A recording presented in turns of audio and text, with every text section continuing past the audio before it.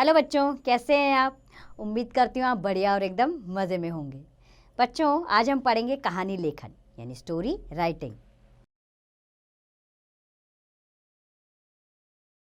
कहानी सुनना और सुनाना बच्चों को बहुत प्रिय होता है। कहानियाँ हमारा मनोरंजन करती हैं। कहानियाँ सुनने और सुनाने की परंपरा सदियों से चली आ रही है। बाद में कहानी लिखने का प्रचलन भी चल पड़ा। कहानी लिखना एक कला है। कहानी लिखते समय हमें निम्नलिखित बातों का ध्यान रखना चाहिए, जैसे कहानी रोचक ढंग से आरंभ की जानी चाहिए, कहानी की भाषा सरल होनी चाहिए तथा वह सभी की समझ में आ सके, कहानी में आवश्यक घटनाओं का उल्लेख करना चाहिए, कहानी का क्रम टूटना नहीं चाहिए, कहानी का शीर्षक छोटा तथा आकर्षक होना चाहिए, कहानी में वाक्य छोटे होने चाहिए, कहानी का आकार सीमित होना चाहिए, अधिक लंबी कहानी ऊब पैदा करती है और कहानी शिक्षा प्रदान करने वाली होनी चाहिए और अंत में शिक्षा ज़रूर होनी चाहिए। तो चलिए हम कुछ कहानियाँ पढ़ते हैं। हमारी पहली कहानी का विषय है छिपा हुआ खजाना। एक बूढ़ा किसान था। उसके 4 बेटे थे। चारों बहुत आलसी और निकम्मे थे। वे आपस में लड़ते झगड़ते रहते थे। किसान ने अपने बेटों को कई बार समझाया, परंतु उन पर कोई प्रभाव नहीं पड़ा। एक दिन किसान बीमार पड़ गया। उसकी बीमारी बहुत गंभीर थी।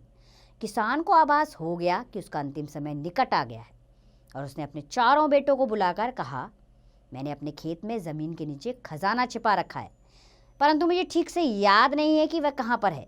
मेरी मृत्यु के बाद तुम लोग खेत खोदकर खजाना ढूंढ लेना और उसे आपस में बांट लेना। चारों बेटों ने पिता की बात ध्यान से सुनी। खजाना मिलने की कल्पना से ही वे प्रसन्न हो उठे। कुछ दिनों के बाद किसान की मृत्यु हो गई। पिता की मृत्यु के बाद चारों बेटों ने खेत में जाकर खजाना ढूंढने का निश्चय किया। वे चारों खेत में गए खजाने की तलाश करने के लिए। उन्होंने पूरा खेत खोद डाला, परंतु उन्हें कहीं खजाना नहीं मिला। वे सब निराश होकर बैठ गए। उसी समय वहां से एक वृद्ध आदमी गुजर रहा था। वह किसान का मित्र था। किसान के बेटों को खेत में दुखी बैठा देखकर वह उनके पास गया और उनके दुख का कारण पूछा। किसान के बेटों ने उसे पूरी बात बताई। उनकी बात सुनकर वृद्ध आदमी ने कहा, अब तुम लोग पूरा खेत खोद ही चुके हो तो उसमें बीज भी बो दो ताकि फसल पैदा हो सके। किसान के बेटों ने वृद्ध के कहे अनुसार खेत में बीज बो दिए। कुछ समय बाद बीज से पौधे निकल आए। देखते देखते फसल पककर तैयार हो गई। उन्होंने फसल काटकर सारा अनाज बाजार में बेच दिया। उन्हें ढेर सारा धन प्राप्त हुआ। अब उन्हें समझ में आया कि पिताजी किस खजाने की बात कर रहे थे। वे जान गए थे कि असली खजाना मैदान पे छिपा होता है। तब से उन्होंने आलस छोड़कर मेहनत करने का निश्चय किया। हमारा कहानी का अगला विषय है बुरी संगति। एक शहर में एक बहुत धनवान व्यापारी रहता था। व्यापारी जो बिजनेस करते हैं, उसका एक बेटा था। एक बार वह बुरी संगति में फंस गया। वह अपना पूरा समय कुसंगति में नष्ट कर देता था। वह सभी लोगों से बुरे शब्द बोलने लगा था। वह बात बात पर सबसे लड़ाई झगड़ा करता था। उसके इस व्यवहार से व्यापारी तथा उसकी पत्नी बहुत परेशान रहते थे। उन्होंने उसे बहुत समझाने की कोशिश की, परंतु उस पर कोई असर नहीं पड़ा। एक दिन व्यापारी को एक उपाय सूझा। उसने बाजार से कुछ ताजे सेब खरीदकर उनमें से एक सड़ा हुआ सेब भी डाल दिया। उसने घर आकर सेबों का थैला अपने पुत्र को देते हुए कहा, इन सेबों को निकालकर एक टोकरी में रख दो, हम इन्हें 2-3 दिन के बाद खाएंगे। लड़के ने वैसा ही किया। उसने सारे सेब निकालकर टोकरी में रख दिए। 2 दिन बाद व्यापारी ने अपने बेटे से सेबों की टोकरी लेकर आने के लिए कहा। लड़का टोकरी लाने गया तो सेबों की टोकरी देखकर वह हैरान हो गया। सारे सेब सड़ चुके थे। उसने अपने पिताजी को टोकरी पकड़ाते हुए कहा, पिताजी, सेब तो सड़ चुके हैं, अब हम इन्हें कैसे खाएंगे?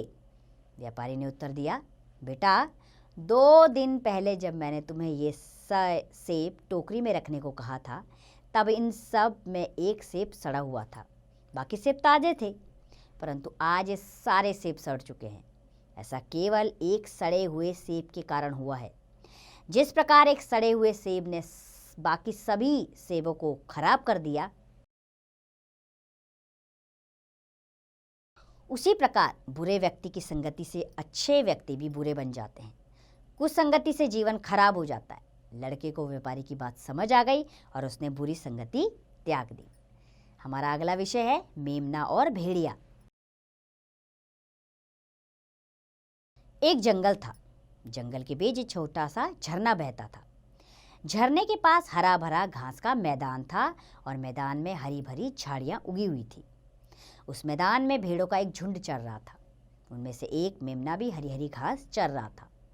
फिर अपने झुंड से अलग होकर वह झरने से पानी पीने के लिए चला गया। मेमना झरने में पानी पी रहा था, तभी वहाँ एक भेड़िया आ निकला। मेमने को देखकर उसके मुंह में पानी आ गया। उसने मेमने को मारकर खाने का निश्चय कर लिया। वह उससे लड़ने और मारकर खाने का उपाय सोचने लगा। कुछ सोचकर भेड़िया कड़क कर बोला, मूर्ख बच्चे, तुम देखते नहीं मैं पानी पी रहा हूँ, फिर तुम पानी को जूठा कैसे कर सकते हो? मेमने ने बड़ी निडरता से कहा, हुजूर, पानी तो आपकी ओर से मेरी ओर बह रहा है, फिर भला मैं पानी को जूठा कैसे कर सकता हूँ? भेड़िए ने कहा, अच्छा यह बताओ, पिछले वर्ष तुमने मुझे गाली क्यों दी थी? मेमना डर से कांपने लगा। गिड़गिड़ाकर बोला, महाराज, पिछले वर्ष तो मैं पैदा भी नहीं हुआ था। अब भेड़ियों को क्रोध आ गया। वह बोला, यदि वह तुम नहीं थे तो तुम्हारी माँ होगी। ऐसा कहकर वह मेमने पर टूट पड़ा और उसे मारकर खा गया। तो बच्चों, हमने 3 कहानियाँ पढ़ी। उम्मीद करती हूँ ये कहानियाँ आपको पसंद आई होगी। आप इनकी शिक्षा लिखिए और इनका अभ्यास कार्य स्वयं कीजिए।